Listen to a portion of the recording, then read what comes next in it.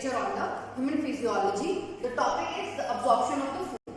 In the absorption of food, we are discussing about how the food is absorbed. In the elementary class, the absorption is by the diffusion. Then there are three types of diffusion, that is the simple diffusion, facilitated diffusion and the active diffusion. Facilitated diffusion, that when the absorption is along the concentration gradient. Like in the simple diffusion, diffusion is along the concentration gradient. In the simple diffusion, we are having the absorption of glucose, amino acids and the chloride ions, where you can say electrolytes. They are absorbed by the simple diffusion. In the facilitated diffusion, the diffusion occurs but with the help of the carrier like sodium ions. With the help of these carriers, the absorption occurs. This also having some glucose and amino acids, some amount of glucose and amino acid that absorption from the facilitated diffusion.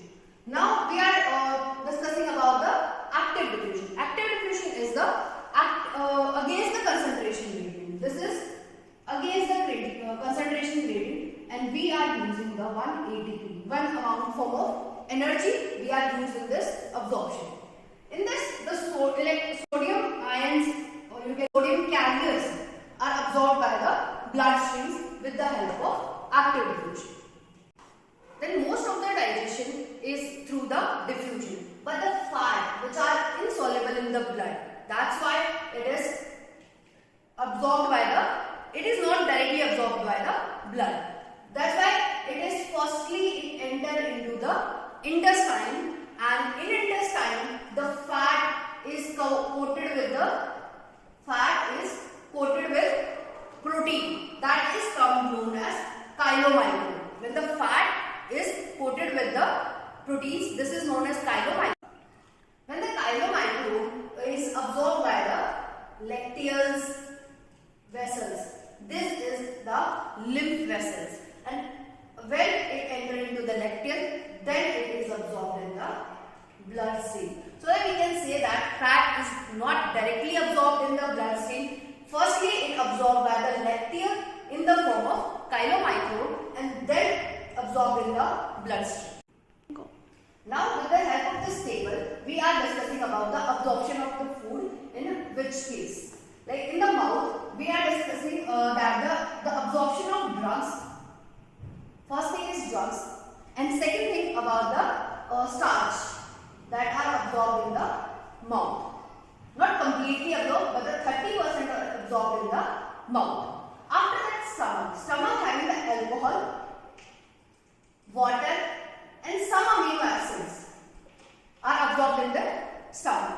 In the small intestine, that is the principal organ of the absorption.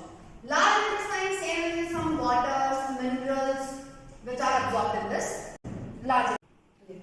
After the large intestine, food enter into the cecum and the rectum in form of feces till the defecation. This is the volatile. Now this is the summary of the chapter. Then the first term is the ingestion. What is ingestion? The entry of the food in our oral cavity. This is termed as ingestion.